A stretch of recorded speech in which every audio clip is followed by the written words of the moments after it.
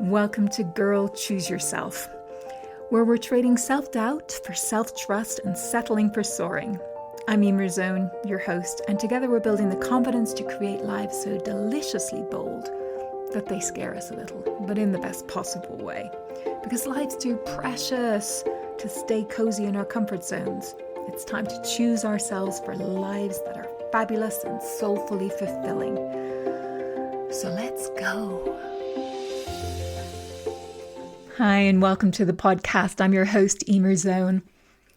Today we're going to be talking about one of my least favorite emotional states, and I suspect it might be yours too, and that is embarrassment.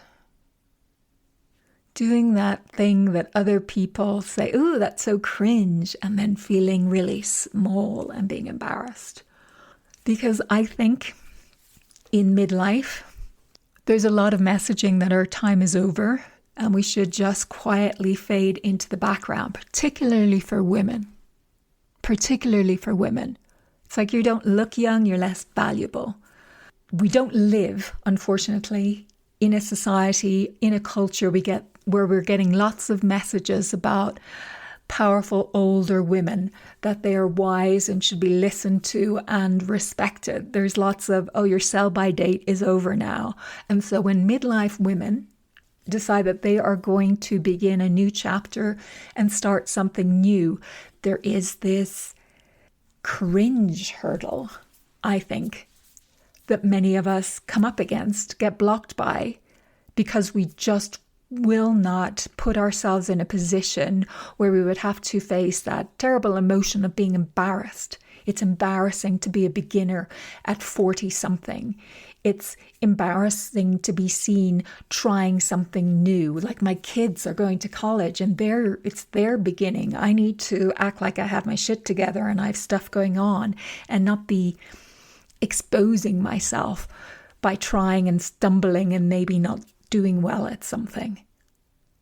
Or there are these steps that I need to take in this environment as I do try something new, and they will expose me to opinions of other people. And I've been insulated from that for a long time by the way I've been living my life, and it just doesn't feel safe.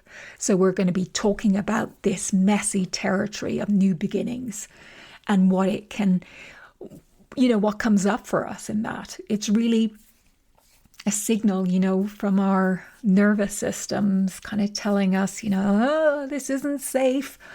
This is something new, this being visible, this is a big deal.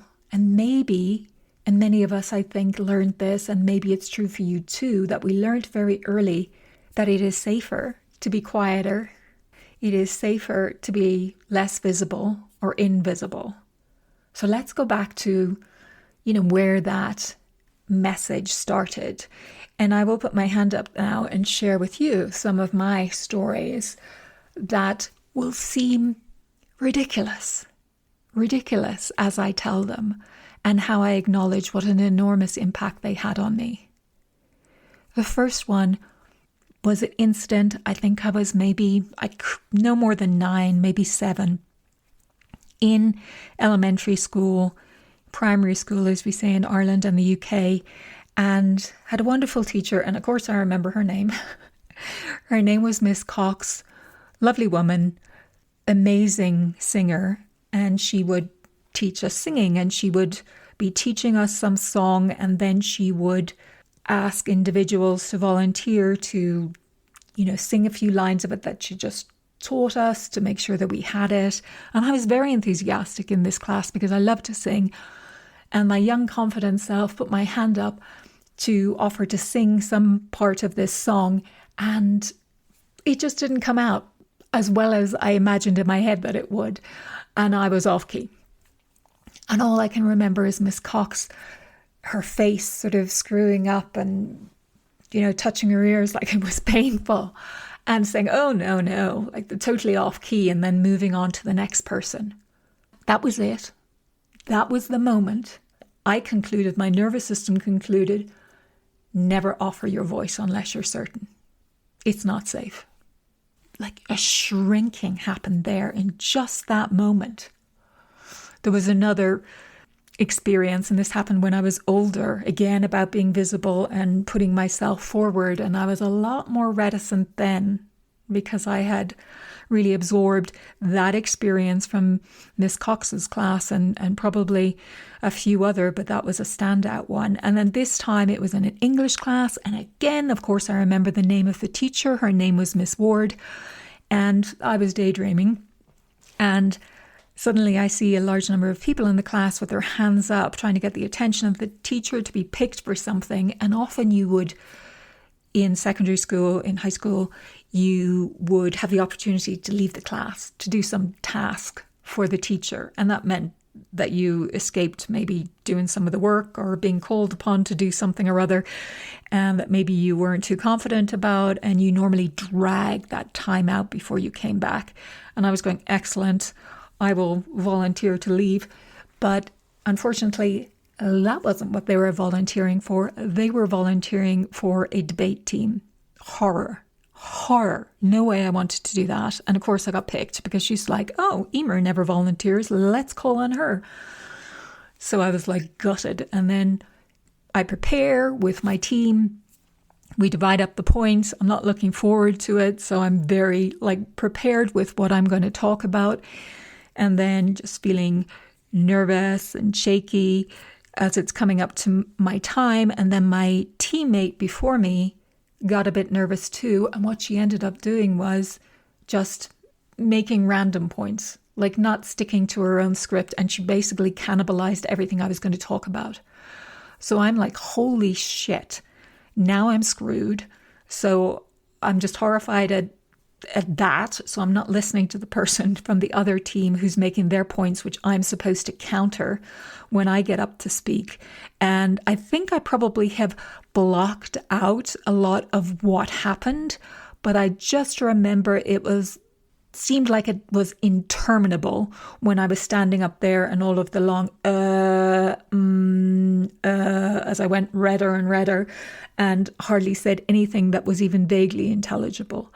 And that was another rule formed for me. I stood there, I was exposed, I felt humiliated, I felt embarrassed. Don't volunteer. Don't risk being seen. It's not safe. It never turns out well. It's dangerous.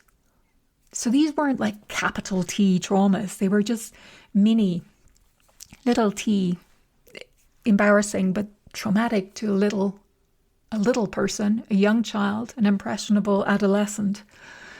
And they were very identity shaping. They taught me, and maybe you have a similar experience that taught you, stay small, stay silent, don't speak up unless you're 100% sure that success is guaranteed. And then you kind of grow up and that child logic is still in the driving seat. The personality is protecting you from ever feeling like that and experiencing that. So let's talk a little bit about what embarrassment actually is. It's a self-conscious emotion. The brain regions involved in sort of social monitoring and threat response really light up. It's like a biological check-in. Am I safe with these people? And it's running that old experience through and going, this isn't safe. But we know that our emotions are short-lived by design. It fades quickly once the moment passes, unless we build our entire life around avoiding it. And then it becomes really powerful. And it becomes, it really directs our experience of life. It's like this signal, I don't belong there, I'm failing, retreat, rather than any positive sort of growth-oriented messaging. I care about this, obviously, and so I am anxious, or I'm growing, or I'm stepping into new space. I love the way author Rick Hansen speaks on this topic, and he describes it in this way. He calls it the dreaded experience. I'm just going to read you a tiny paragraph from one of his books where he speaks about this. The book's called Resilience. People often swerve away from their dreams to avoid risking experiences they dread. For example, someone might not pursue a romantic relationship in order to prevent the possibility of rejection. The edges of the experiences we fear form a kind of invisible fence that limits the life we allow ourselves to have. So I think it's really important to think about the dreaded experience. What is it that's restricting and limiting me in my life? Because for many of us, we'll just avoid doing things that could bring us so much fulfillment because the dreaded experience is sort of embedded into our operating system as adults. And it has this big impact on what we'll do, the risks that we'll take and what we won't take, and really whether we're living into the full opportunity and potential of who we are. So here's what I want you to really think about. Like, embarrassment means that our nervous system remembers when we were small and alone. Like, my nervous system remembered for a long time that moment in Miss Cox's class, that moment in Miss Ward's class. But we are neither of those things anymore. We're not small. We're not alone. We have many more resources now. Think about this for yourself. You're a woman now. You can hold that younger you with compassion, with love, and with deep care and respect. And you can hold yourself in these moments of newness and experimenting and expanded visibility. You can walk forward and into a more expansive version of yourself and the life that you are here to live. I think it's helpful before we move forward that we kind of tend to the parts of ourselves that have been so impacted by those dreaded experiences when we were younger. And I just want to share this poem that I find really helpful when I am thinking about emotions that are particularly difficult for me or that have restricted me. And that's the poem by 13th century poet Rumi called The Guest House. And here's what that is. I'm just going to read it quite quickly just in case you're not familiar. This being human is a guest house. Every morning a new arrival, a joy, a depression, a meanness. Some momentary awareness comes as an unexpected visitor. Welcome and entertain them all. Even if they're a crowd of sorrows who violently sweep your house empty of its furniture, still treat each guest honourably. They may be clearing you out for some new delight. The dark thought, the shame, the malice, meet them at the door laughing and invite them in. Be grateful for whoever comes because each has been sent as a guide from beyond. Every emotional state has something for us to learn from, and embarrassment is no different. It's calling for our attention. I think embarrassment really rushes in when we're expanding, for me anyway. It's like this idea like, oh, this is going to feel a bit cringe, or, oh, this mightn't work out. And it's those edges of the dreaded experience. And I think we need to inhabit it a little bit more consciously and purposefully. It's a very underexplored emotion, I think, embarrassment, because it's so charged. The dreaded experiences are so charged. All of those youthful feelings when we were vulnerable and we felt rejected and it didn't go well, and how we internalized that because we did not have the resources to be able to see it for what it was, which was not very important, not a definition of who we are. I find when it's about embarrassment, I find it helpful to remind myself this feeling comes from when I was small and alone, but I am not small and I am not alone anymore. The woman who's leading my life now, she can hold this. She can be visible. She can be seen learning. She can be seen failing. She can be seen growing. And she can walk through any damn door and not just be okay. She can flourish. I want to look at some famous examples now because I always find it useful to look at other people who have these experiences, and many of them have them very publicly, and then they go on to huge success, but they all have these stories. I love the one about the founder of Spanx, and she talks about going into the pitch, I don't know, was it Neiman Marcus or one of the big department stores, trying to get her underwear brand in there, her shapewear brand. And she said she's in the meeting where she's pitching. She was obviously so thrilled to get the meeting. She'd made the ask. She's in the room and it's bloody well not going well. And she sees that she's losing the buyer. And so she says, look, can you just come into the bathroom with me? I mean, that's kind of some ask. And into the bathroom she goes with the buyer, and she's like kind of showing her underwear. She's like, she's wearing her own product and she's so pulling it up and showing her underwear. Cringe, embarrassing, you know, getting over the cringe hurdle in pursuit of something bigger, more important. And there's so many stories. There's so many stories, people who have like lost or had embarrassing experiences. I think there was one about J.K. Rowling who, you know, did a book signing or something for her book, the first Harry Potter book, and she talks about only 3 people being there, and 2 of them were her own children. Her books went on to sell a few copies, but it's like getting over that cringe hurdle of the first book signing or the first experience in this new identity, this new time in our lives and this new chapter. And as we begin to inhabit it, there's going to be these moments that are going to not be enormous, immediate success. Of course not. Of course not. We all know Oprah was fired from one of her first jobs, from a reporting job, and said she wasn't right for television. I think she was. I think she is. But it's kind of embarrassing, the rejection. But we all have to get through these as we are on a journey of becoming the fullest, most vibrant, most fulfilled version of ourselves. If we are going to get into life and share our gifts, we have to deal with the old dreaded experience and the embarrassment. We have to go beyond the edges of this visible fence and realize that all of it belongs to us, all of it.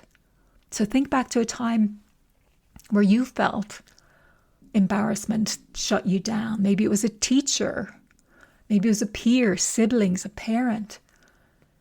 And what belief did you absorb in that moment? And are you still carrying it? Does that belief belong to the woman you are today or the child you once were? If a younger version of you made a vow to hide, it's okay. She protected you the only way she knew how. But you, with your adult resilience and wisdom, you can rewrite that contract, that vow. You can rewrite it with love, with respect for her, and with the truth of who you are today. So if you feel embarrassment come knocking at the door, greet it like the guest house. Thanks for looking out for me. Thank you. And then walk through the door. Let's close, I think, with just remembering when you think about embarrassment, it's simply your younger self remembering, and your grown self can accompany her through the moment. You can just remind yourself, I've got this. I got you, younger self. We're showing up anyway. So do it. Do something. Do one thing, one tiny bit. Post the imperfect video. Introduce yourself to somebody new. Join a new group. Show up, press publish, sign up, say yes, hit send. Don't wait until it feels easy. Explore embarrassment. Inhabit it. It's safe. It's safe.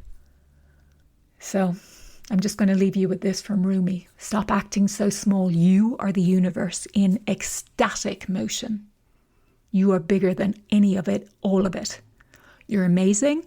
I love you. Have a fabulous week. Go jump the cringe hurdle. You deserve it. The world needs and wants more of you. See you next time. Bye. Thanks so much for tuning into the episode this week. I hope you got a lot out of it. And if you did, please share it with somebody who you feel would benefit. And leave a review. Always greatly appreciated. Lots of free and paid resources to take things a step further. You can find those in the show notes. And hey, If nobody has told you this yet today, you are amazing, and the world is a far more beautiful place because you're here with us all. Stay cool. Bye.